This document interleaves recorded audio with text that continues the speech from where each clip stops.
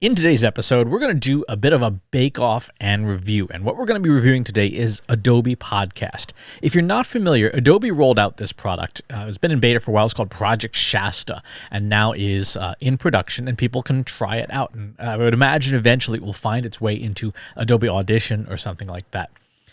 In a nutshell, it's a pretty cool product. What it does is it uses artificial intelligence to clean up sound. And we're going to talk about what kind of AI, because it's not, I think, what most people think. But first, let's talk about what we're going to be listening to. And the audio clips in this episode are going to be audio only. So a number of them were done in a moving vehicle. Safely, obviously, it's on a dashboard mounting things. And as a result, there's no video because I was operating the vehicle. So there'll be audio samples. And the 4 samples we're going to be looking at are going to be in a parked car, just on a phone, in a moving vehicle on with the ventilation system turned up really high, right? The fans going full blast, high air conditioning, high heating, etc. In a moving vehicle with high road noise. Now, this was all done in a Toyota Prius. So it's a mid-market car, not a luxury car by any means. Some cars have really good sound isolation. The Prius is not one of them. And finally, in a parked car, wearing a P100 mask, right? This is not exactly conducive to having conversations, right? It is great for stopping, bad things in the air from getting in your lungs, but not for having conversations. So let's go ahead and listen to each of the samples, and then let's talk about what this software does. This is Adobe Podcast in a parked vehicle. The phone is about a foot away from my mouth. Wanted to see how it cleans up this audio, particularly when it sounds a little further away, a little more tinny. This is Adobe Podcast in a parked vehicle. The phone is about a foot away from my mouth. Wanted to see how it cleans up this audio, particularly when it sounds a little further away, a little more tinny. This is Adobe Podcast with high road noise in a moving vehicle on the Voice Memos app. The phone is about 6 inches from my mouth. This is Adobe Podcast with high road noise in a moving vehicle on the Voice Memos app. The phone is about 6 inches from my mouth. This is a test of Adobe Podcast with the Voice Memos app in a moving vehicle with the fans all the way on high. Let's see how this turns out. The phone is about 6 inches away from my mouth. This is a test of Adobe Podcast with the Voice Memos app in a moving vehicle with the fans all the way on high. Let's see how this turns out.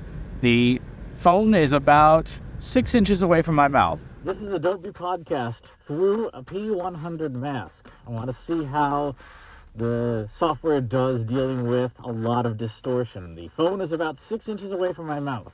This is Adobe Podcast through a P100 mask. I want to see how the software does dealing with a lot of distortion. The phone is about 6 inches away from my mouth.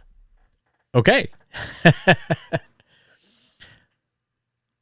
So it's pretty clear that Adobe Podcast does an incredible job with, quite frankly, terrible audio, right? All 4 audio samples, thankfully, were very short because they were awful to listen to. They're not fun.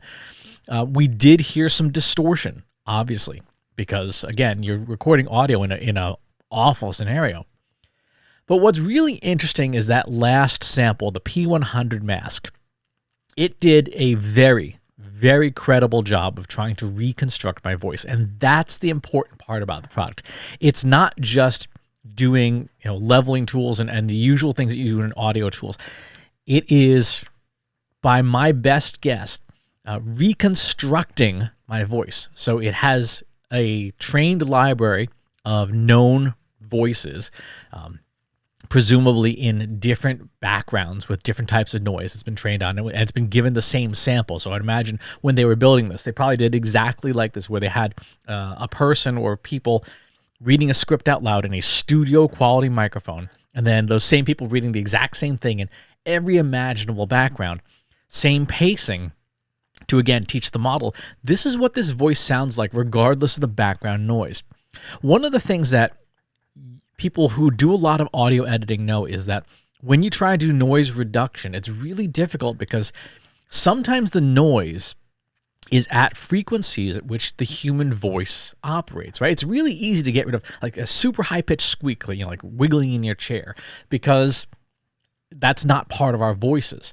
So it's easy to screen that out by frequency. When a noise is similar sounding to our natural voices and you try and screen it out, you end up chopping up the voice.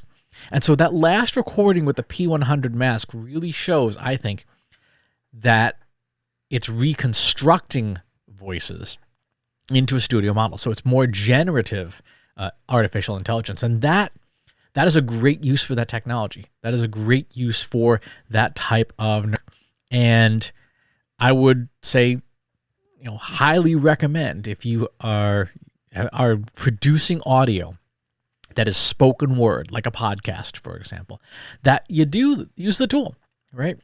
Obviously, the best thing to do is always to record with the best equipment available, right? So if you've got a nice microphone, use it. But if you have maybe people that you do podcasts with where their equipment isn't as good, or maybe they don't know how to use your equipment as well, you definitely want to use this tool. And ideally, you want to use it, if you can, when you're doing these recordings, you want to take the individual tracks and run each track through separately so that the model can optimize for one voice at a time. So for example, in the Trust Insights podcast, when Katie and I are recording, we use StreamYard, and StreamYard will send you a separate audio file for each speaker. That's terrific. I can run mine through. I can run Katie's through. Katie, the position, because of the nature of her desk, the microphone is never in as good a position as me sitting right on top of my microphone. So we always used to sound different. Now, with this, yes, it adds some production time, but now I can take Katie's audio track, my audio track, put them both through Adobe Podcast, and we both sound like studio quality, like we're in a professional sound booth. So I strongly recommend using the product. I imagine, like I said, it's probably going to get bundled into something like Adobe Audition at some point, or become another part of Creative Cloud. If you do audio and spoken word, whatever they choose to charge for it, as long as it's reasonable, it's worth it, right? If they charge like $1,000 a month, I'm like, yeah, okay, maybe not.